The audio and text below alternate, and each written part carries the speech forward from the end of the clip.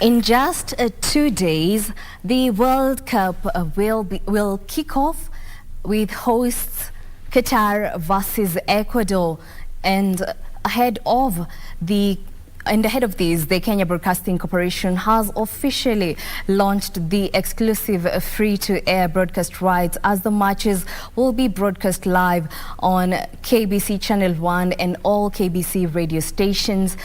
Well, my name is Jackie Wambiru. This is Lunchtime News. Welcome to the broadcast. And now to kick us off, a section of women's rights groups in the country has lauded steps by the Kenya Kwanza administration to appoint more women to the cabinet and other key government agencies led by National Assembly Deputy Speaker Gladys Boss-Sholei. They expressed optimism about the country making incremental progress in the implementation of the two-third gender parity.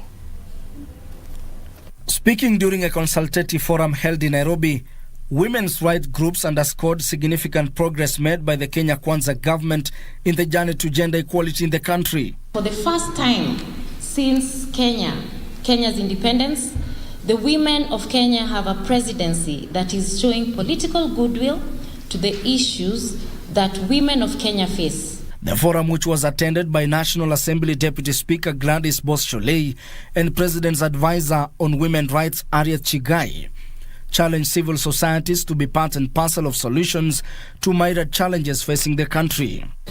I have learned that sometimes you don't get everything you want, but as long as you have a start.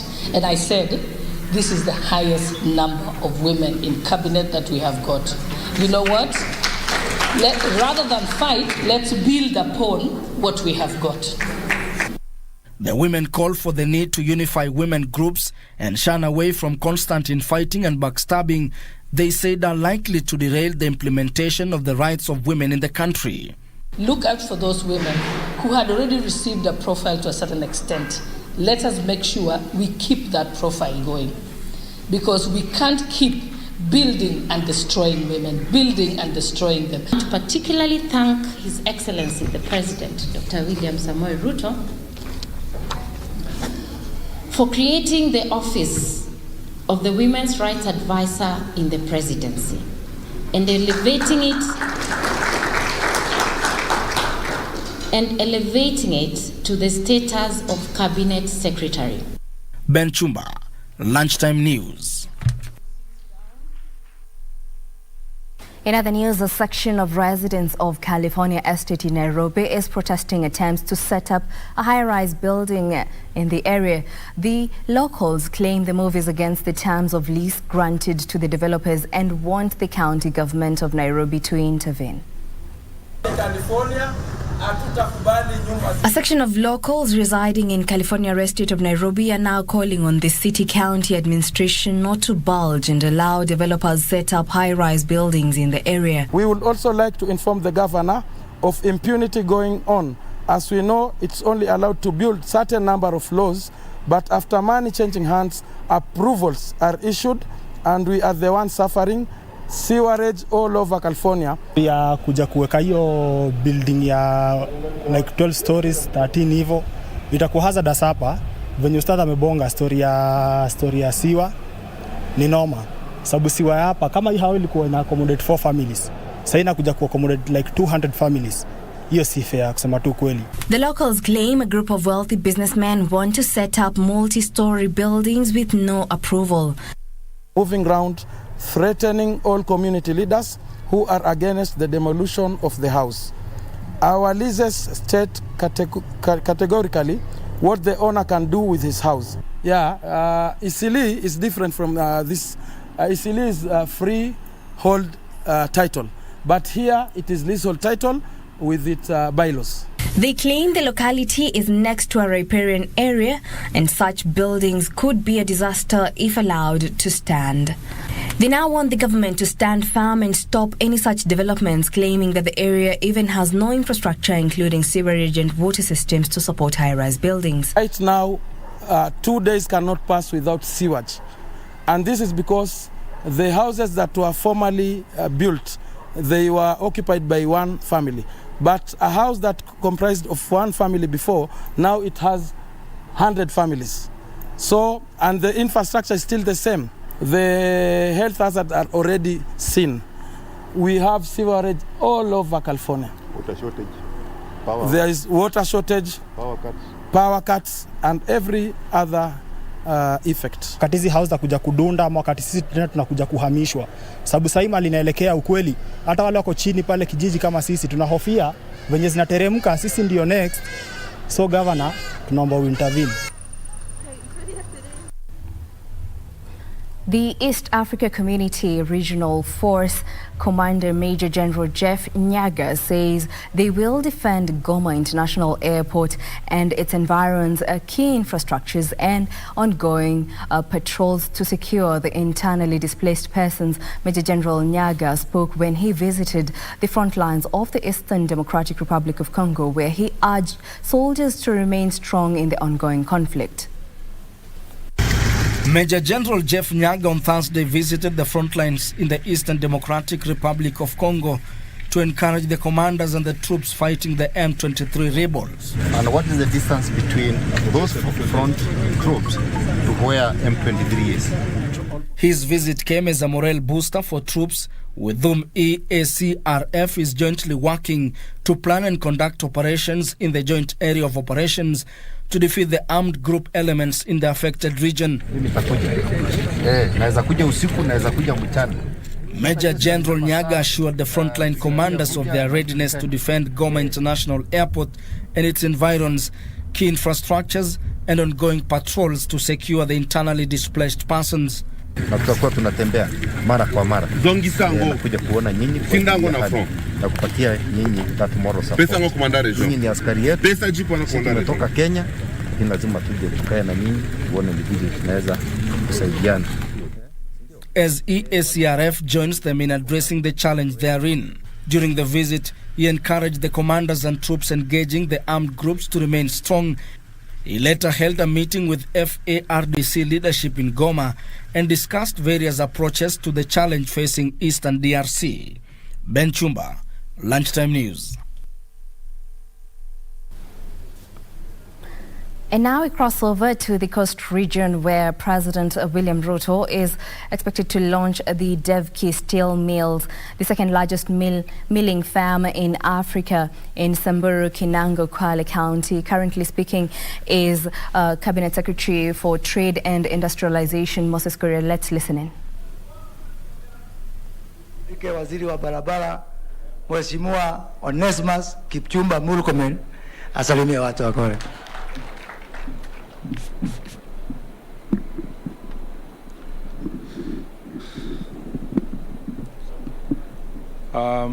Your Excellency the President, Your Excellency the First Lady, Mr. Guru and his family, my colleagues who are here and all leaders who are here, na wananchi tukufu, amjambo.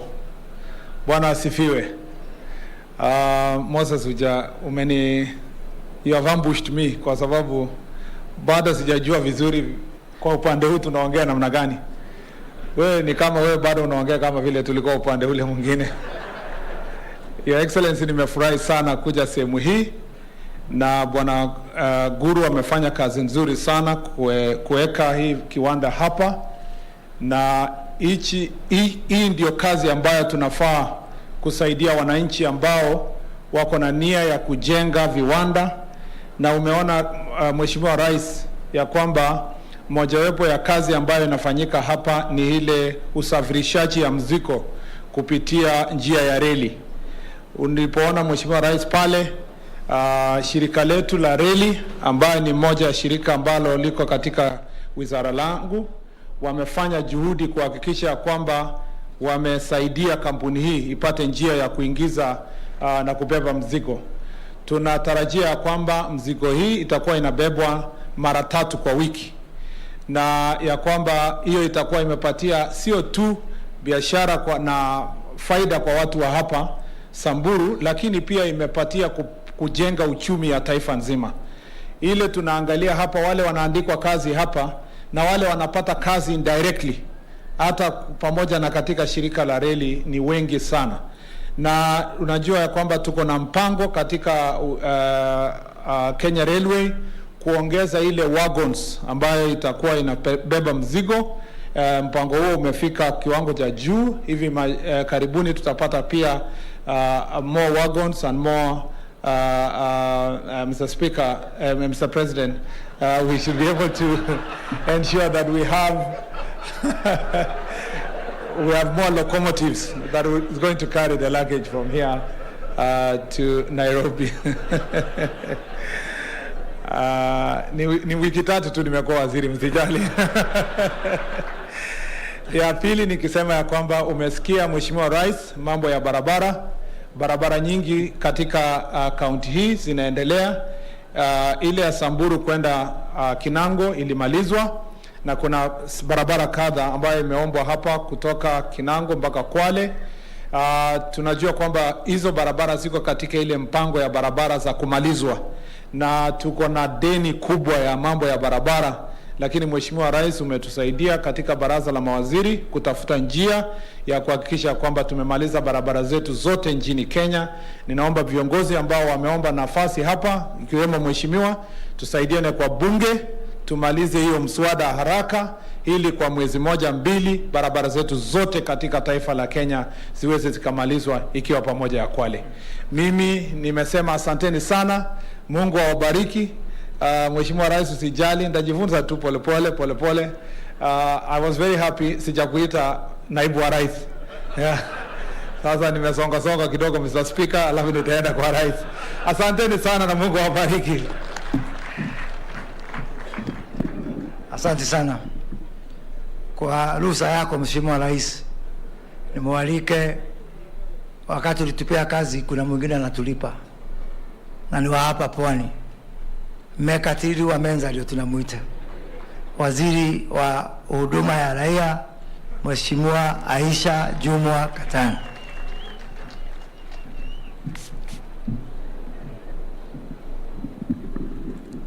Asante sana waziri wa trade, Your Excellency Sir Daktari William Ruto, our First Lady Mama Rachel Ruto, Chairman Mr. Guru, Reverend na wananchi wote, hamjambo. Mimi nataka nichukue nafasi hii kwanza kabisa nimshukuru naibu wa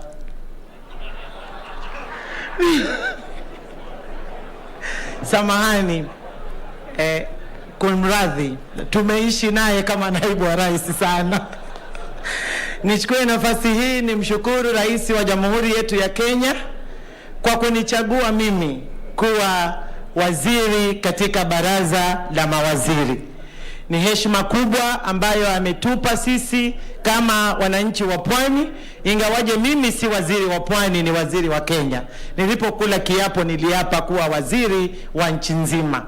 Kwa hivyo nataka nimshukuru sana kwa dhati na niseme asante sana Your Excellency kwa hiyo nafasi ambayo umenipea.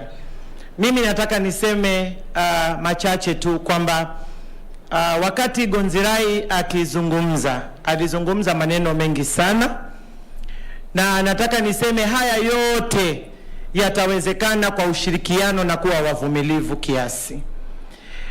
Sisi kama mawaziri chini ya uongozi wa rais wetu wa Jamhuri ya Kenya, tuko na mipango mingi ambayo tumeanza hivi sasa kuzungumza naye na kuzungumza kama baraza. Na mimi nataka niseme Mheshimiwa Gonzirai, ni kuhakikishia ya kwamba mengi yatafanyika, kwa sababu hali tulio nayo hivi sasa katika nchi yetu ya Kenya, na hili ni janga limekuwa kubwa la masuala ya njaa. Wanaoathirika zaidi ni watoto na kina mama. Na mipango iliyoko ni kwamba rais wetu ameamrisha, na jana mlisikia waziri hapa akisema tayari ameshapanga mipango ya kuhakikisha kwamba mahindi yameagizwa kwa wingi ndani ya taifa letu la Kenya, kwa sababu amejitolea, anajizatiti kuona ya kwamba hakuna Mkenya atakayekufa kwa njaa. Kwa hivyo hilo lipo, na mimi nataka nikuhakikishie, na hii ni short term plan. Long term amesema atahakikisha dams karibu 100 ziko tayari katika pipeline kuhakikisha ya kwamba ameweza kulithibiti janga hili. Nimshukuru sana chairman aliyosema, chairman ilikuwa nafikiri anatupata tu sisi peke yetu wanasiasa, lakini mateso yalikuwa kila mahali. Nikushukuru sana rais kwa kuleta uhuru ambao hivi sasa hakuna mtu ambaye anapiga simu kupitia WhatsApp ama hizo platform zingine. Sisi sasa tunazungumza tukiwa huru kwa sababu Mheshimiwa William Ruto ametuletea uhuru huo. Kwa hivyo nataka niwahakikishie wale wenzangu ambao tulikuwa tumeona moto huko nyuma, hivi sasa tuko huru tena. Kwa hivyo nataka nikutolee hilo shaka. Lengine ni kwamba mimi nikiwa waziri wa utumishi wa umma na masuala ya kijinsia na usawa, nataka niwahimize wabunge na pia mashirika na viwanda kama vilivyoko hapa kwamba tuko na mpango wa kuongeza huduma mashinani. Nataka niwashukuru sana ndugu zetu wa Best Titanium. Wako na mpango ambao wametuuliza kama wizara na tumewapatia idhini ya kujenga huduma centers ili yale ambayo umeyazungumza mheshimiwa yakaweze kufikia watu mashinani.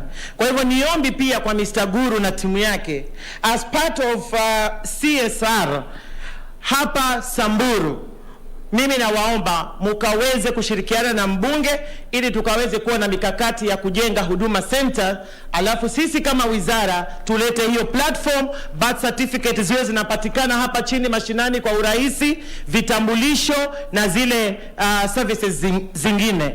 Kwa hivyo mimi nataka niwaombe wana viwanda na wale wote ambao tunashirikiana tuhakikishe kwamba tunaliangalia hili ili tuweze kuleta kabisa huduma mashinani. La mwisho, Bwana Guru, unajua mimi ni waziri wa jinsia na usawa. Umesema tutaenda kuandika wafanyi kazi hapa. Tuwape pia kipaumbele kina mama katika kuandikwa kazi katika kampuni hii, ili tuwe na kina baba, tuwe na vijana na tuwe na kina mama pia. Manake siku hizi sisi wote tunatafuta tukaweze kujaza mfuko wetu. Pia nimshukuru mama wetu wa taifa kwa ile initiative ambayo amechukua kitoka hapa kwamba hawa kina mama wote waliofika hapa wataenda kurudi nyumbani wakiwa na chakula mkononi. Asante sana mama wa taifa na tunakupongeza sana, na tuko hapa pia kukushika mkono na kukusaidia juhudi zako ulizoanza katika taifa. Tunafurahi manake angalau tuko na mama ambaye sasa tunamuona anachapa kazi. Barikiwa sana na Mungu akubariki. Asante. Kwa heshima Mheshimiwa Rais, mwalike sasa. Unajua kuna watu tuko nao katika baraza la mawaziri kidogo damu yao ni moto kama Murkomen na Aisha Jumwa, lakini Rais kwa maoni yake akaona tupatie mzee ambaye ametulia kidogo, wazee wawili. Wa kwanza ni mimi na huo mwingine ni Salim Mvurya. Karibu Mheshimiwa Waziri wa Madini Wambiru.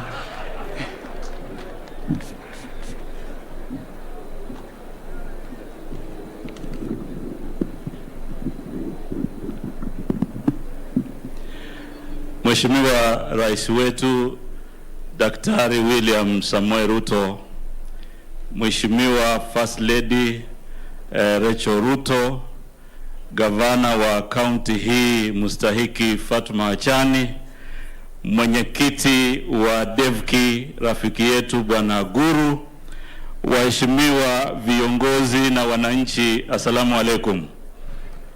Bwana asifiwe. Basi Mheshimiwa Rais, kwanza nichukue nafasi hii ya pekee tuweze kumshukuru Mwenyezi Mungu na pia tukushukuru na wewe kwa sababu ya hii siku ya leo, na kwa sababu kutoka tuapishwe pia sisi tumefika hapa mara ya kwanza. Nichukue nafasi hii kwa niaba ya wenzangu wengi kukushukuru sana kwa kuniteua kuwa waziri wa mambo ya madini, uchumi samawati na mambo ya baharini. Na Mheshimiwa Rais, nimetafsiri hii wizara yangu kwa sababu nimeona imesumbua watu wengi. Wengine blue economy wanasema ni kilimo samawati, ni uchumi samawati. Kwa hivyo nikushukuru sana kwa uteuzi huo, na nikushukuru pia sana kwa kuteua mambo ya viwanda katika nchi yetu.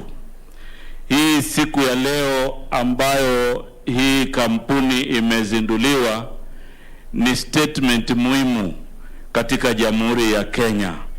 Na Bwana Guru, asante sana, kwa sababu tulipokuja hapa mara ya kwanza tukafanya uzinduzi, hakuna mmoja wetu alifikiria itakuwa hivi. Kwa juhudi ambayo umeweka, sisi tunashukuru sana, na tunajua hii viwanda itaendelea mbele.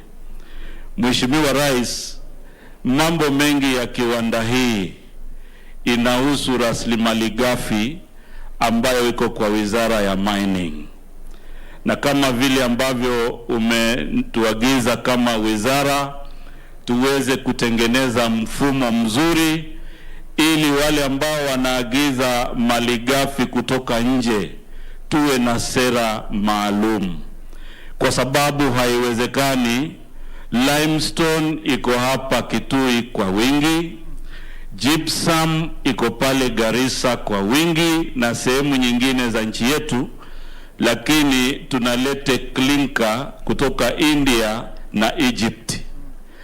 Iron ore iko hapa Taita, lakini tunaagiza kutoka nje. Kutokana na agizo lako Mheshimiwa Rais, tayari nimeshatengeneza cabinet memo ambayo tunashirikiana na Mheshimiwa Moses Kuria. Kwa hivyo next cabinet tutaileta ili tuweze kuratibu mambo ya value addition and mineral processing katika nchi yetu. Jambo lingine Mheshimiwa Rais, ambayo imekuwa tatizo sugu ni ule mgao wa mambo ya royalties ya 70, 20 and 10. Kutokana na agizo lako Mheshimiwa Rais, tayari tumelifanyia kazi.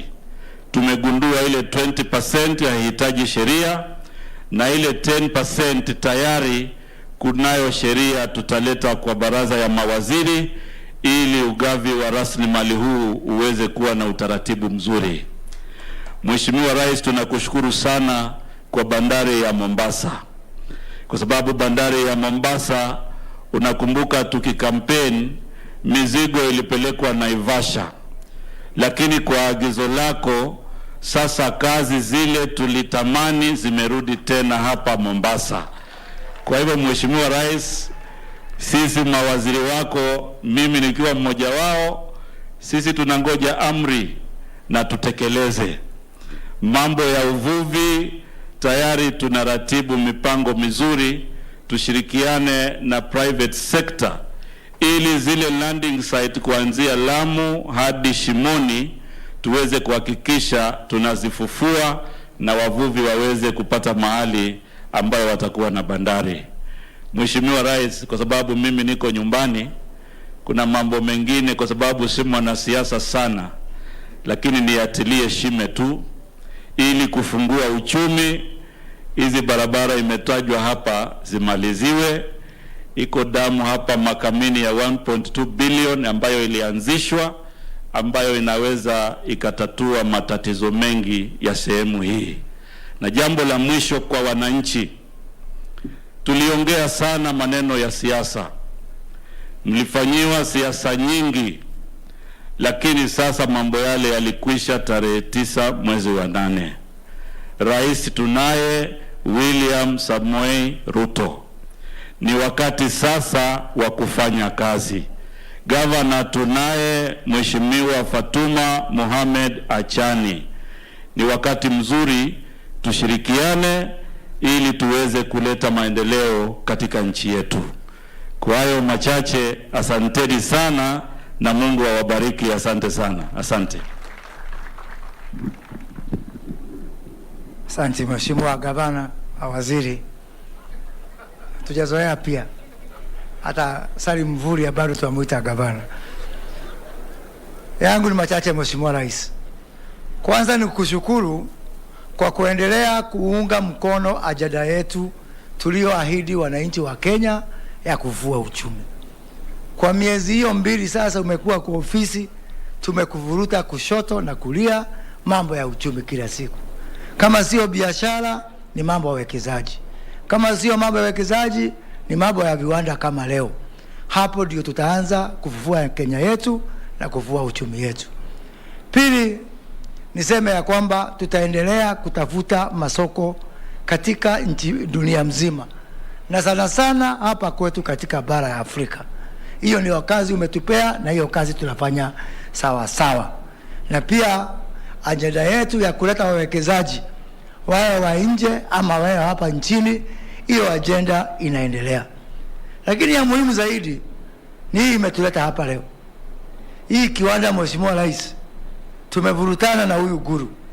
Na kama unafikiria Guru siku moja unaona yeye ni machachari, imagine anaishi kwa kaunti yangu. Tumeishi na yeye namna hii miaka yote. Lakini mimi nataka kumshukuru Bwana Guru kwa sababu haujakufa roho. Hii kiwanda inatengeneza bidhaa mbili. Ya kwanza ni ile tunaita wire rods.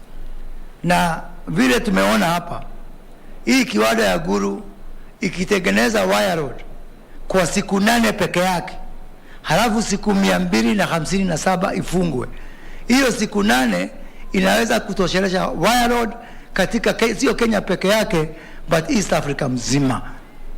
Na kwa hivyo hakuna sababu hata yoyote hiyo bidhaa ya wire rod kutoka nje. Kuna bidhaa nyingine hapa inatoka inaitwa billet. Hiyo billet huyu Guru hapa akitengeneza kwa mwezi 3 peke yake kwa mwaka, afunge miezi 9. Hiyo miezi 3 inatosheleza Afrika Mashariki peke yake.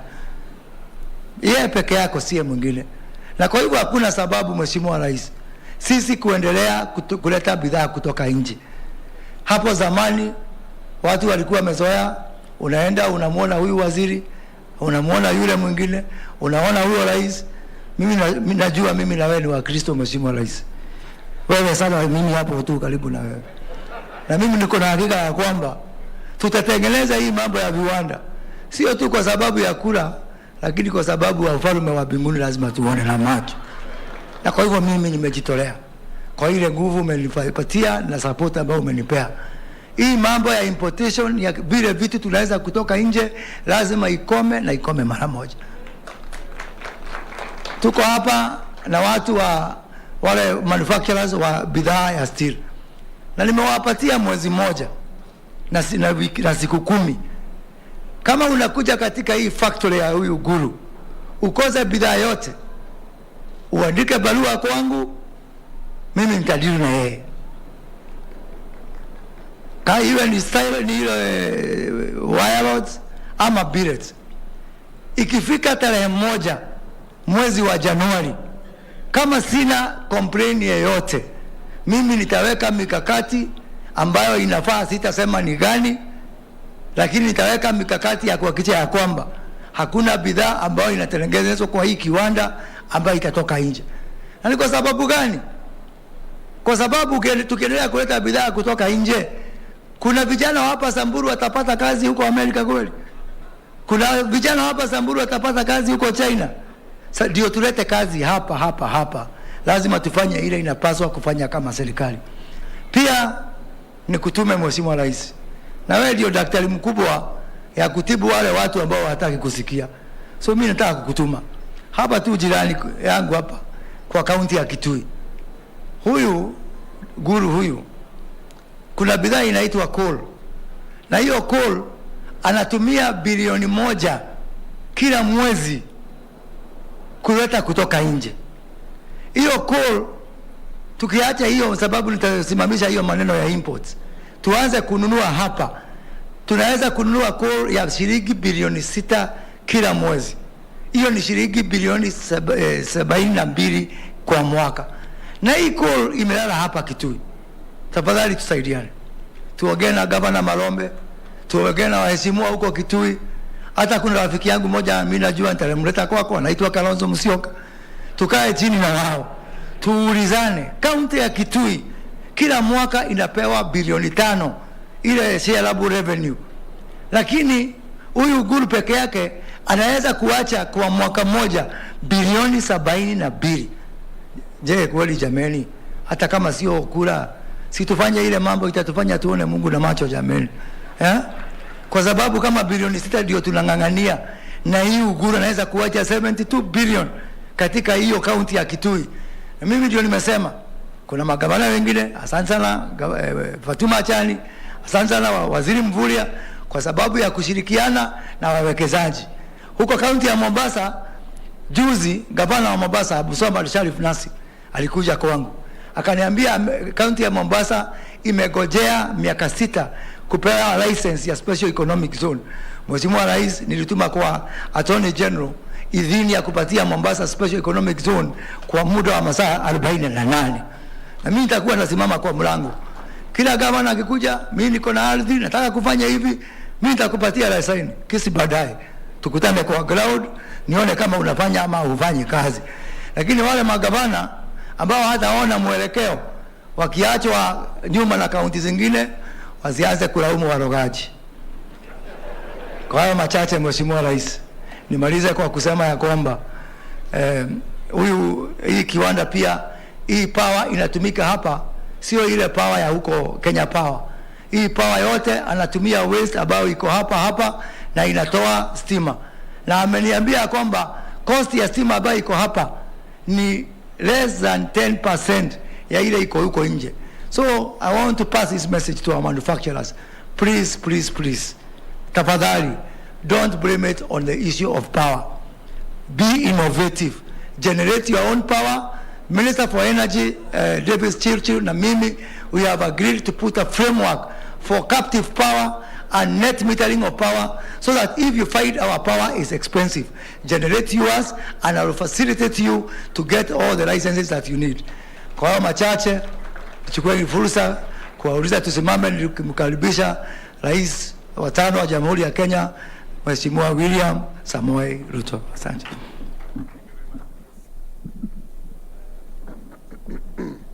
Asanteni sana. Tafadhali tuketi chini. Asanteni sana. Waheshimiwa mawaziri, waheshimiwa wabunge na wabunge wa kaunti, mwenyeji wetu hapa siku ya leo Mheshimiwa Guru, Defki, jamii yako na kampuni yako ya Defki Steel Mills, gavana wetu wa hapa Mama Achani na magavana wale wengine wote, viongozi wote wenzangu pamoja na wananchi wa hapa Kinango na Kwale, hamjambo. Kwale hamjambo. Asalamu alaikum. Bwana Yesu asifiwe. Similani, Mjisimila, Malamadzo, Mloganji, Mbula ya Pevo, Similani Shona.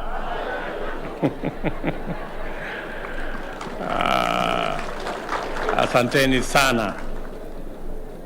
Mimi nimefurahi sana siku ya leo kufika hapa Kwale. Nataka nimshukuru ndugu yangu Bwana Guru kwa kutualika hapa tufanye hii shughuli ya muhimu sana katika kalenda yetu ya mipango ya maendeleo ya Kwale na taifa letu la Kenya. Nataka nichukue nafasi hii, ikiwa ni safari yangu ya kwanza kufika hapa Kwale baada ya uchaguzi, niweze kusema kwa heshima kubwa kwa watu wa Kwale, asanteni sana kwa imani yenu na kwa kura zenu. Mimi nawashukuru sana, asanteni. Nawashukuru tena kwa niaba yangu na wale wote tuliopata nafasi ya kuchaguliwa katika Kwale na Kenya mzima, kwamba sisi kama Wakenya katika uchaguzi wa Agosti mwaka huu tuliweka record mpya ya kwamba kama Wakenya tumefika kiwango tunaweza kufanya uchaguzi bila ya kuingiza mambo ya ukabila katika mambo ya siasa ya taifa letu la Kenya. nataka niwapongeze wa Kwale, nataka niwapongeze wa Kenya kwa kuinua na kufikisha kiwango kipya mambo ya siasa ya taifa letu la Kenya.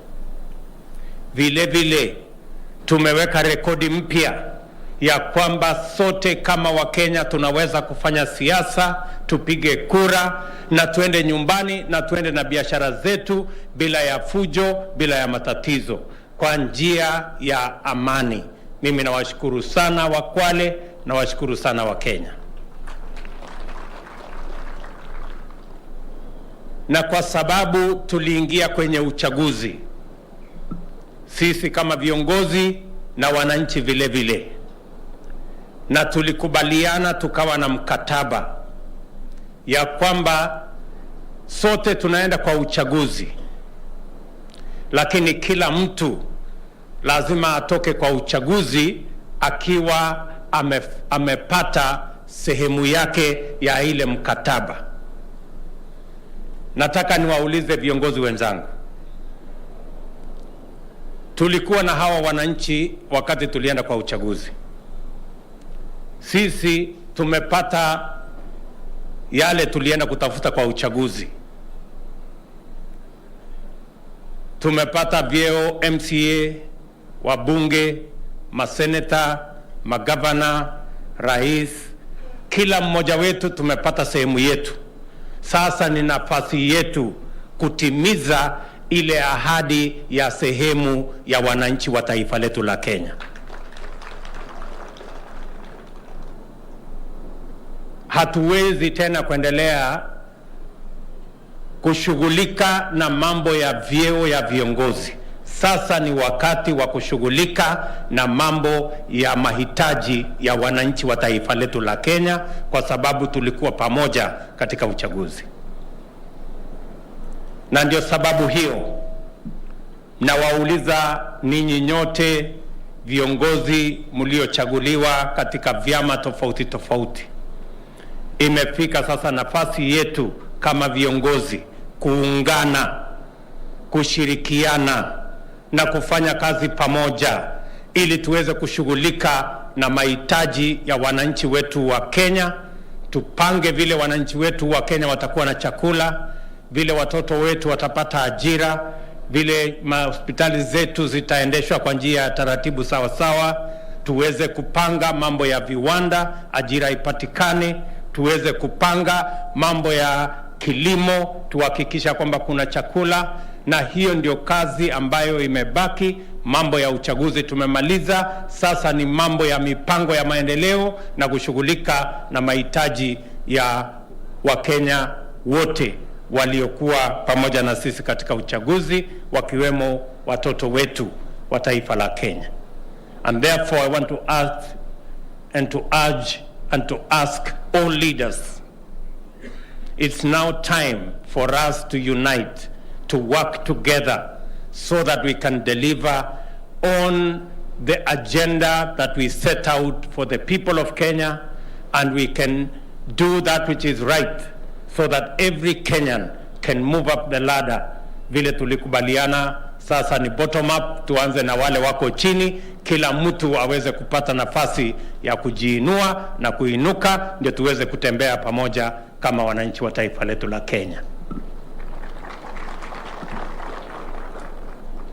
Na mimi ningependa kusema ya kwamba vile nimefika hapa leo, nataka nimshukuru ndugu yangu Guru na familia yake kwa kuwa na imani na taifa letu la Kenya. Mtu hawezi kuegeza kiwango hii ya kuweka bilioni 30, na mumeona vile huyu muungwana amehangaika. Amesimamisha hapa watu wa mabenki, karibu mabenki 10. Mahali amekopa huyu, amekopa yule mwingine. Inaonekana kulikuwa na harambee ya mabenki ili kuweza kuegeza katika kiwanda hii, akiamini ya kwamba hii kiwanda itatufaidi kama Wakenya. Huyu Guru hafanyi kazi hapa peke yake, ako na Wakenya wengi. Mumesikia ya kwamba kiwanda hii kwa sasa inaajiri Wakenya 1,000. Kufikia Januari itakuwa inaajiri Wakenya 2,500. Na tukiwashika mkono vile ameuliza, tunaweza kuongeza wale wanafanya kazi hapa na wale wanashirikiana ama wale wanashiriki katika kuuza ile bidhaa inatoka hapa sehemu zote za taifa letu la Kenya na hata katika nchi za nje. Mimi nataka niwaulize, vile huyu muungwana Guru amekuwa na imani na taifa letu, ndivyo hivyo kila mmoja wetu tuwe na imani na taifa letu la Kenya, na tukubali ya kwamba kuna mambo mengi tunaweza tukayafanya. Kuna bidhaa nyingi tunaagiza kutoka nje ambazo zinaweza kutengenezwa hapa nyumbani. Na ndio mimi nataka nimwambie Guru na wenzako mulio katika sehemu hii ya viwanda ya kwamba serikali ya Kenya itasimama kidete na nyinyi kuhakikisha kwamba hizo bidhaa zote ambazo tunaweza kutengeneza hapa Kenya hatuagizi tena kutoka nchi za nje. Tayari ripoti tulio nayo ni kwamba kwa muda huu mfupi kampuni ambazo zilikuwa zinatengeneza chuma kama hii, kampuni 16 tayari zimefungwa kwa sababu ya mambo ya ushuru, kuondolewa kwa bidhaa ambazo zinatoka nchi za nje. Sababu hiyo Wakenya karibu 5,000 wamekosa ajira. Na ndio sababu hiyo kwa miaka 5 tumerudisha chini percentage ya mambo ya viwanda ama contribution ya industrialization kutoka 9% ya GDP mpaka imefika imerudi nyuma mpaka 7% ya GDP. Na ni kwa sababu ya sera ambayo haifai. Watu wachache wanafanya urafiki na wafanyikazi wa serikali, wanapindua sera ili kusaidia mabroka na wale wengine middlemen na wale wengine ambao wanafanya biashara hapo katikati kuangaisha viwanda zetu. Mimi nataka niwahakikishie ya kwamba we are going to reverse the trend.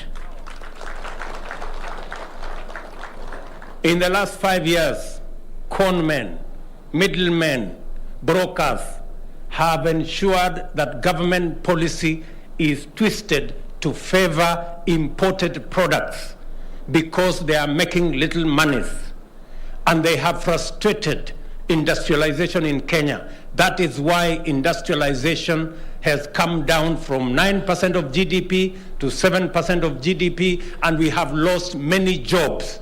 16 steel milling companies in Kenya have closed down because brokers have changed the policy to favor products that are imported. I want to tell our industry that we are going to make sure that we put in place policy framework, and I have already given instructions so that we can make a policy framework that favors production, that favors manufacture, that favors our industries, so that we can grow our jobs, and we can also ensure that we save on our foreign exchange by making sure that products that we can produce locally are not imported by middlemen and brokers. Na ndio mimi nataka niwaambie nikisimama hapa leo ya kwamba tumekubaliana, we have agreed with Kenya Association of Manufacturers, we have agreed with our industry that we are going to move our contribution of industrialization from the current 7% to 20% by 2030. That is why they have adopted that it is going to be 20 by 30. That is the program. And Moses Kuria here has the matching orders to ensure that we build the necessary environment for our industrialization to go in the right direction, not to go downwards, but to climb upwards to 20% as a contribution of our GDP. Kwa hivyo mimi nataka niwaambie wale wengine wote ambao wako tayari kuegeza katika taifa letu la Kenya ya kwamba tutatengeneza environment, tutaweka sera ambayo itahakikisha ya kwamba uwegezaji wao inawapatia mali, ndio itupatie nafasi ya ajira na itusaidie kupunguza ile pesa za kigeni tunatumia katika taifa letu la Kenya. Mnasikia huyu bwana Guru anauliza apatiwe dollars kwa sababu bado kuna vitu nyingi ambazo ana import. Huyu Guru nilikuwa na yeye Uganda wakati nilienda juzi, na nikaongea na President Museveni ili atusaidie raw material, na amekubali atatupatia tani milioni 5 kila mwaka ya kuletwa kwa hii kiwanda ili tuweze kutumia hiyo raw material ya iron ore wakati tunatafuta iron ore zetu hapa katika taifa letu la Kenya. Nataka nimwambie governor wetu wa kutoka Taita Taveta, tumekubali ya kwamba huyu Guru atasaidia wale watu ambao wako na hiyo pale Kishushe. Tutasaidiana na huyu Guru kuwapatia pesa so that they can produce more iron ore for the use of iron ore in this facility. Pia tuko na iron ore kule Tharaka Nithi na sehemu zingine za taifa letu la Kenya. Tutaanza safari ya kuhakikisha kwamba zinapatikana, tunazileta hapa badala ya kuagiza iron ore kutoka sehemu zingine. Tutakuwa tunapata hapa nyumbani, ndio tuweze kutumia rasilimali zetu kukuza uchumi wetu na kupanga nafasi za ajira ya watoto wetu na kuongeza ushuru katika taifa letu la Kenya. Vile vile nataka niseme ya kwamba hiyo mambo ambayo tumesikia na bwana Guru ametueleza, bado anaagiza hii mlima mnaona hapa, hiyo mlima nyeusi hapo ni coal inatoka kule South Africa, ingine inatoka Tanzania. Tunatumia karibu bilioni 12 kila mwaka kwa saa hizi kuagiza hiyo coal, na tuko na deposits yetu hapa Kitui. We need to ask ourselves the rationale of importing coal from other countries when we have our own coal, and we can ensure that the people of Kitui benefit from the resources that currently are going to South Africa and going to other parts of the world. That is a conversation we are going to have so that we can balance our issues on green energy and also balance our benefits for the people of the Republic of Kenya. Kwa hivyo tutashirikiana, tutafanya hiyo kazi pamoja ili tuhakikishe kwamba hizi viwanda zetu zinatumika katika hali ambayo inatuongezea mapato, inazalisha mali katika taifa letu la Kenya, inazalisha ajira katika taifa letu la Kenya, na inatuongezea ushuru, ndio tuweze kupanga yale mambo mengine mengi ndugu yangu Samuel Gonzirai amesema hapa, ya barabara, ya maji, ya stima, ya mambo ile ingine yote. Tunahitaji kiwanda kama hii yenye itatupatia ushuru ndio tuweze kufanya hiyo kazi. Tunaelewana jameni? Watu wa Kwale tunaelewana? Kwale tunaelewana? Ndio mimi nataka niseme tukiwa hapa leo, wakati tunaelekea mbele kama wananchi wa taifa letu la Kenya, tumeshakubaliana ya kwamba kazi yote itaelekea, mipango yote tutaelekeza vile itamfaidi mwananchi wa kawaida, either apate ajira ama apate nafasi ya kujumuika katika kuzalisha mali katika taifa letu la Kenya. And that is the direction we are going to go. Government policy is going to be informed by how it benefits ordinary people, how it benefits ordinary local industry, how it benefits value addition, so that we can grow our economy, create jobs, and ensure that we have enough resources through taxes that can help us develop our country. Mwisho kabisa, nimesikia yale viongozi wa hapa wamesema. Najua ya kwamba barabara kutoka hapa imefika pale Kinango. Sasa mnataka itoke hapo iende mpaka Kwale. Mimi nataka nikuashie mheshimiwa, hiyo barabara tutatengeneza. Najua ya kwamba ile barabara ya kutoka Kiranze kwenda Mwena imekwama kidogo. Pia na hiyo huyu waziri ataishughulikia. Najua vile vile barabara ile ya kutoka Majoreni kwenda mpaka Shimoni iko pia mahali kidogo imebakia. Hiyo pia tutaishughulikia. Naelewa vile vile barabara ya Milalani kwenda Mivumoni imebaki almost 10%. Pia na hiyo tutakamilisha.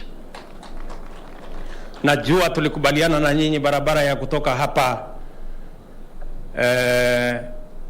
kuelekea Kinango alafu iende mpaka Lungalunga.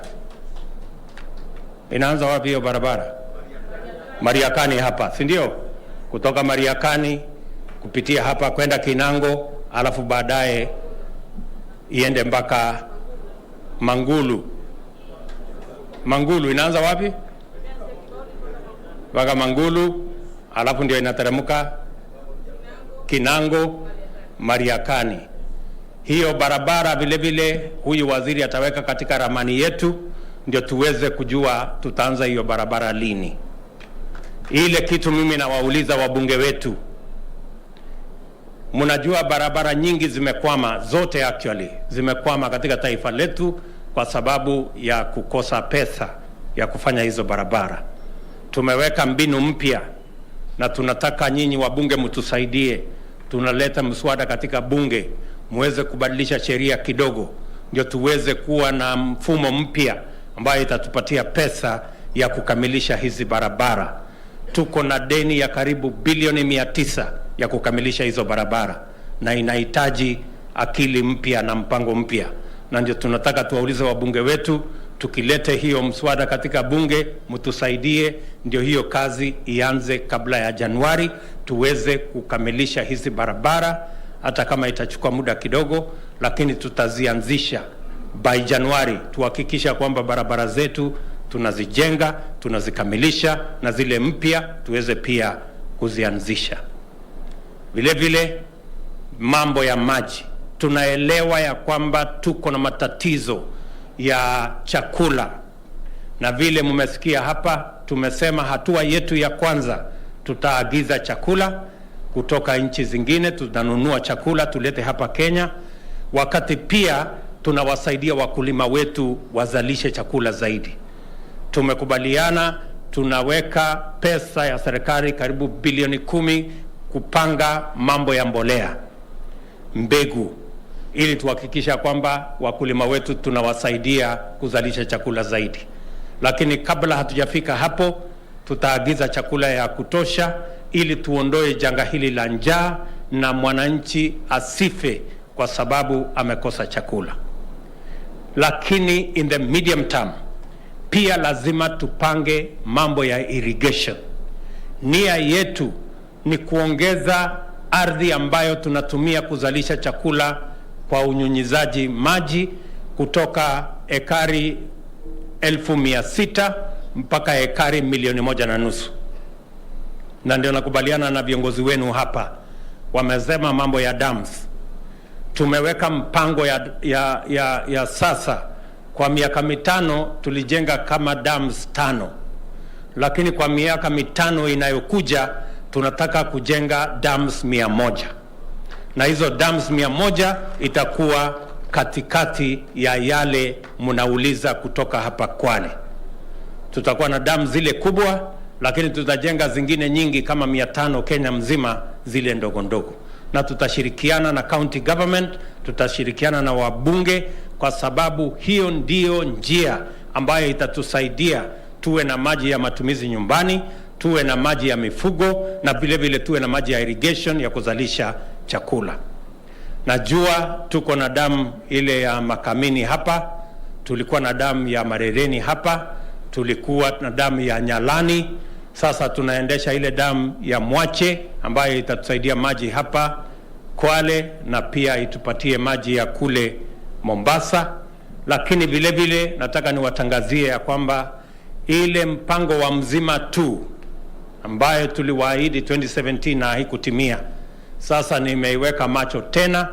Kabla ya mwezi wa 3 mwaka ujao tutakuwa tumeanzisha hiyo mambo ya maji ya kutoka Mzima 2 ambayo itatupatia maji kule Taita Taveta kwa gavana huyu, itatupatia maji hapa Kwale na itatupatia maji ya hapa Mariakani na kuelekea hapa karibu sehemu za Kilifi.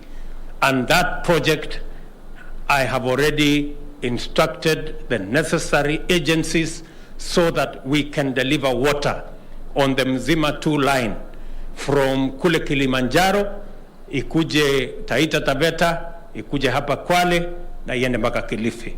That is our plan, and I'm going to work with these good people so that we can deliver on water, because it is a major program of my administration.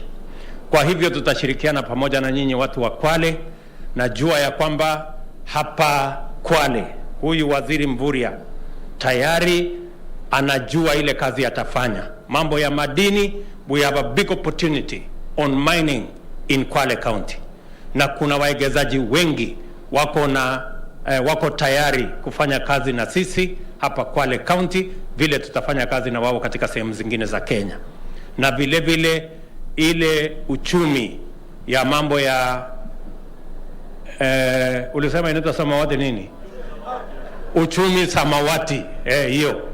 Hiyo uchumi samawati ama ni blue economy, tumeshakubaliana na huyu muungwana Bwana Mvurya. Tuko na mpango na taratibu ya kuhakikisha kwamba ile mali yote iko hapa kwenye maji zetu, tunatumia nafasi ya kuzivua samaki na yale mambo mengine, tuhakikisha kwamba inafaidi taifa letu la Kenya.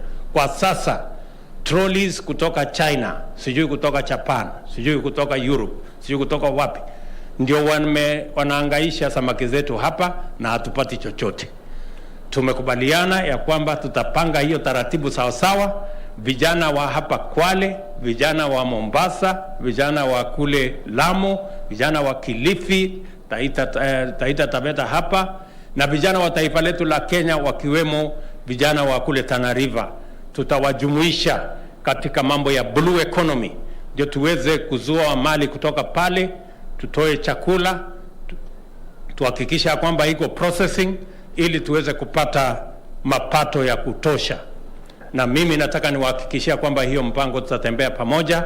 Nataka Mvurya apange ile college. Tumeweka college hapa ya karibu 1.5 bilioni hapa Kwale, ambayo itajumuishwa vijana na kuwafundisha vijana mambo ya port logistics na mambo ya blue economy, ili tuhakikisha kwamba we have the right personnel to assist us in managing our blue oceans and our blue economy, and also managing our port. Sitaki kusema kuzidi hapo. Mimi nimefurahi sana kufika hapa Kwale, na mimi nataka niwahakikishie watu wa Kwale ya kwamba tutafanya kazi na nyinyi na watu wote wa pwani. Tutatembea pamoja na nyinyi katika hatua moja hadi nyingine, tuhakikishe ya kwamba tunabadilisha pwani, tunabadilisha Kenya, tukiwa tunafanya kazi kwa ushirikiano sisi wote. Mwisho kabisa, mambo ya madawa ya kulevya bado inasumbua taifa letu la Kenya. Na nimewaambia wale wote ambao wanahusika mambo ya madawa, na wale ambao wanahusika na kuuza madawa na kufanya transit ya madawa katika taifa letu la Kenya, tumeweka mpango kamili kuzuia na kukabiliana na wao. Wale wanatumia maji, wale wanatumia ocean, wale wanatumia airport zetu. We are going to ensure that henceforth Kenya will not be a transit point for matters, drugs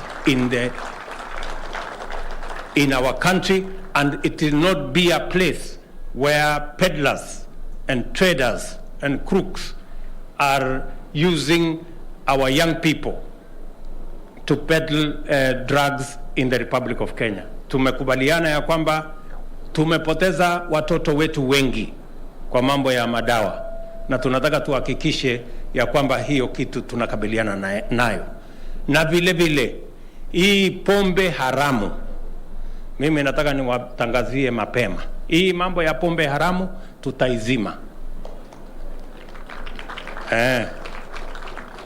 Hawa watu wote ambao wanatengeneza pombe chafu inaumiza wananchi. Wengine wananchi wanakuwa vipofu, wengine wanakuwa sijui nini, wazee wanahangaika, wanatembea wakilala barabarani. Watoto wetu ndio hawa wako kwa mtaro kwa sababu ya pombe. Hiyo hasara hatuwezi kukubali. Tunahitaji wazee wetu walinde familia zao, tunahitaji vijana wetu watusaidie kufanya kazi kujenga uchumi wa taifa letu la Kenya. Pombe itangoja ama itazama. Kina mama tunakubaliana? Mbona hamsemi na sauti? Kwa sababu wazee ndio wamekwama.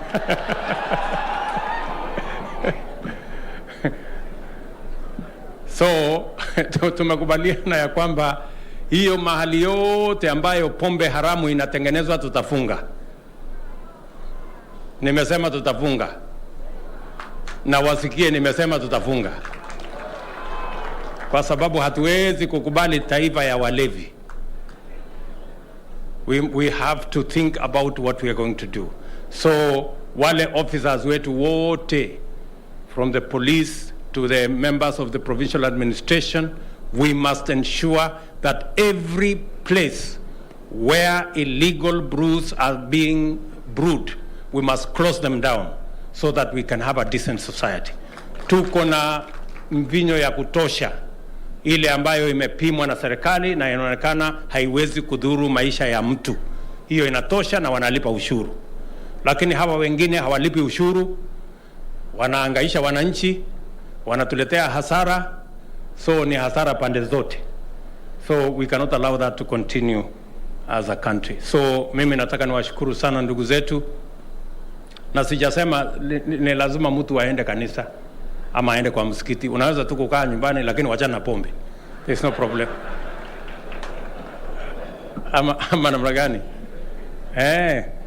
So nasema asante sana kwa kutukaribisha. Again, to my friend Guru and your family, my congratulations for believing in our country, for investing in our nation, and for making sure that you lead the way and you trailblaze so that others, other industrialists, other investors can come along, knowing that Kenya is a place you can invest. We can develop the confidence of others to come and assist us build a firm foundation so that we can grow our economy and grow our country. And I want to assure you, you don't need to use WhatsApp anymore. Nafikiri wakati ulisema hapa ya kwamba unatumia simu ya kawaida, nafikiri mwananchi mmoja akajaribu kusema wacha nipigie hii mtu nione kama hii simu yake ya kawaida inafanya kazi. So tutaendelea namna hiyo, na mimi nataka niwahakikishie Wakenya, serikali haitakuwa inauza uoga kwa wananchi. Hatutakuwa tunauza mambo ya vitisho kwa wananchi. Hatutakuwa na madharau kwa wananchi, kwa sababu hii ni serikali ya demokrasia ya wananchi wa taifa letu la Kenya. And we are going to respect everybody, every citizen, whether they are, whatever their station. We will respect our investors, we will respect our industrialists, the people who make our country great. We are going to work together with everybody. So asanteni sana na watakia baraka ya Mungu. Thank you. Asante kwa heshima Mheshimiwa Rais. Naomba uniruhusu tafadhali tuketi. Asante. Mheshimiwa Rais, uniruhusu niweze kumwalika mama taifa Mama Rachel Ruto. Well, that was President William Ruto officially opening the Devki Steel Mills, the second largest milling firm in Africa in Samburu, Kwale County. The steel mill project, with 30 billion shillings, expects to create 15,000 jobs directly and 9,000 jobs indirectly. Well, we shall be giving you more updated details in our subsequent bulletin. For now, we move on. The government has launched a new generation identification cards for persons with disability. The special ID cards have security features designed only for one person and not easily accessible by fraudsters, unlike the previous ones. The ID, which can be accessed digitally, contains all identification details of the card holder. Labour and Social Protection Cabinet Secretary Florence Boris says the rollout of the new generation identification cards targets 1 million registered persons with disability across the country. She added that the ministry is committed in fast-tracking implementation of legislation that ensures the rights of persons with disability are upheld. The Cabinet Secretary made the remarks at the National Council for Persons with Disability headquarters in Nairobi. This is a special card with security features that is going to help persons with disability access services in government, and it is a card that with a phone you are able to confirm the owner of the card. We are almost towards the tail end to ensure that the persons with disability are given services within the county level, and we move it from the national level to the counties, to make sure that the service reach all persons with disability in the country. So previously, the way registration used to be done, it used to be done in a very tedious, bureaucratic manner. As we're speaking right now, the signature of Director of Medical Services has been decentralized from Nairobi to County Directors of Medical Services. That is a clear testimony that the service is going closer to the people. Education stakeholders from the private sector are calling on the government to partner with the corporate to enhance education quality and accessibility in the arid and semi-arid regions. Now, while marking this year's Global Education Week, the stakeholders highlighted funding, infrastructure, provision of food and human resource as some of the challenges affecting education in the ASAL regions. We should try also and increase enrollment for primary and then make sure that the children stay in school so that we have low dropouts because of shocks like drought or girls getting married off. The government should also come with a way to neutralize this difference, and it's bad for me is about investing in local schools, government schools, schools in the slums, and we also need the private sector to bring in resources. If we do that, we're going to have a better Kenya. What we're trying to do is tell their stories, get their solutions, and take them to the policymakers. That way, advocacy meets impact, meets solutions. We can do more. We still have a long way to go, but the power of advocacy has never been more alive than now. Well, that report brings us to a fast break here on Lunchtime News. Don't go too far. We still have more news coming up.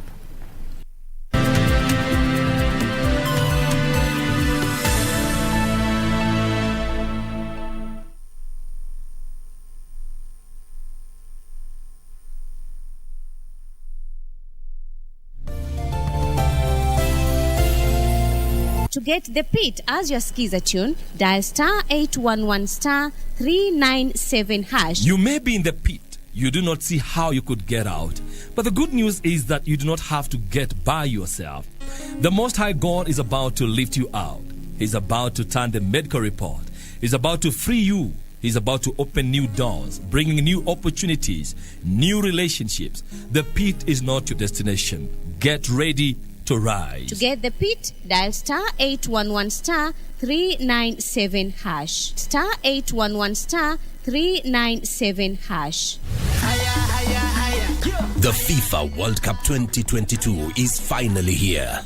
KBC, in partnership with SportPesa, is inviting you for a free Soka Mtaani public viewing experience for the grand opening live match between Qatar and Ecuador. Together with your friends and family, join us at the Uchumi Hyper Parking Grounds along Gong Road. This Sunday, 20th November from 4 p.m. Indeed, World Cup, Iko KBC.